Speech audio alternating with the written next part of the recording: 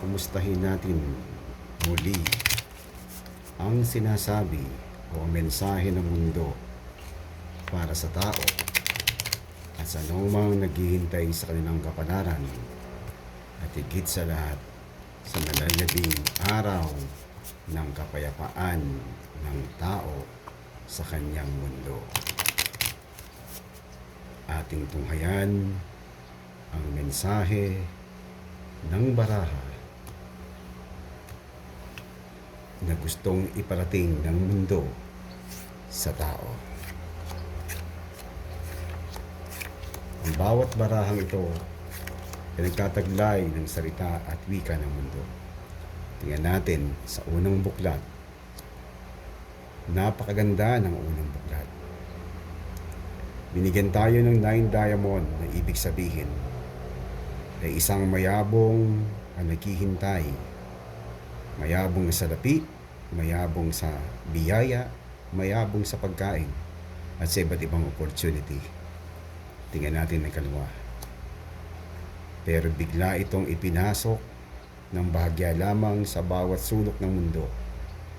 Ang sinasabing siyam na diamond ay panandalian lamang ibibigay sa magitan sa bawat sulok ng mundo, sa bawat karanasan ng tao. Madali lang panandalian. Tingnan natin kung anong dahilan.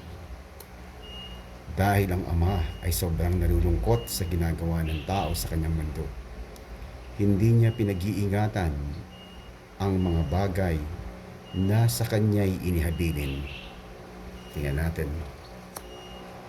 Ang Joker, na paglabas ng Joker, ibig sabihin ito, nakatapat mismo 9 diamond.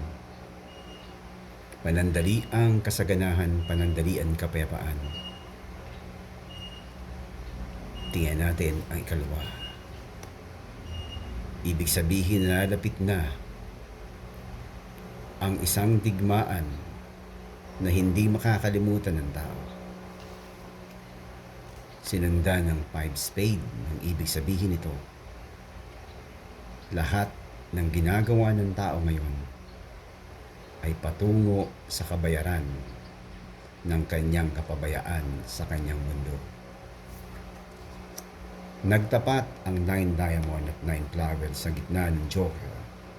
Nang ibig sabihin nito, ang isang matinding sakuna, isang matinding malakas na pagsubok, maaaring ito'y bagyo, lindol, at higit sa lahat, ang nalalabing digmaan na magsisimula sa West Philippine Sea. At ito'y nalalapit na dahil pinakita ang 6 spade. Malapit na at malapit nang maganap. At pumunta uli sa 5 flower. Ibig sabihin, ang kasaganahan na siyam na diamond ay isa lamang katang-isip, isa lamang panandalian, dahil ang Ama ay nalulungkot sa ginawa ng tao, sa kanyang kapabayaan, sa pinagkatiwalang mundo, sa bawat sulok ito, at ang kapalit nito, ang 9,000 pagdurusa, na isang hapdi na magsisimula na napakalapit na, at wala itong dala, kundi ang kasamaan, ang pagbabalik, ang galit ng kalikasan, ang galit ng mundo, sa pinagkatiwalaan ng Ama. Walang iba kundi tayong mga tao.